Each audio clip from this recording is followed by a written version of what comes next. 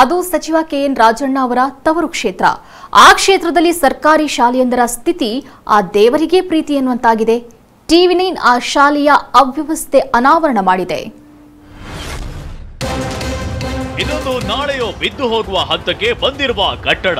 ಜೀವ ಕೈಯಲ್ಲಿ ಹಿಡಿದು ಪಾಠ ಕೇಳುವ ಮಕ್ಕಳು, ಆತಂಕದಲ್ಲಿ ಮಕ್ಕಳಿಗೆ ಪಾಠ ಮಾಡುವ ಶಿಕ್ಷಕರು. ಇದು ತುಮಕೂರು ಜಿಲ್ಲೆಯ ಮಧುಗಿರಿ ಪಟ್ಟಣದ ಗುರು ವಡೇರಹಳ್ಳಿಯ ಸರ್ಕಾರಿ ಕಿರಿಯ ಪ್ರಾಥಮಿಕ ಶಾಲೆ ದುಸ್ಥಿತಿ.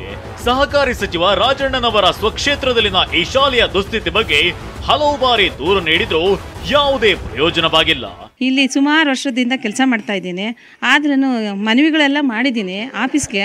ಆದ್ರೂ ಅವರು ಮನವಿ ಸ್ವೀಕರಿಸಿದ್ದಾರೆ. ಯಾರೇ ಆಗಲಿ ಬಿಲ್ಡಿಂಗ್ ಮಾಡಿಕೊಟ್ಟಿಲ್ಲ ಸರ್. ಸರ್ಕಾರಿ ಶಾಲೆಗಳ ಸ್ಥಿತಿಗತಿ ಕುರಿತು ಟಿವಿ9 ಅಭಿಯಾನ ಕೈಗೊಂಡಿದ್ದು ಮಧುಗಿರಿಯಲ್ಲಿರುವ ಈ ಪ್ರಾಥಮಿಕ ಶಾಲೆಯ ದುಸ್ಥಿತಿಯನ್ನ ಅನಾವರಣ ಮಾಡಿದೆ.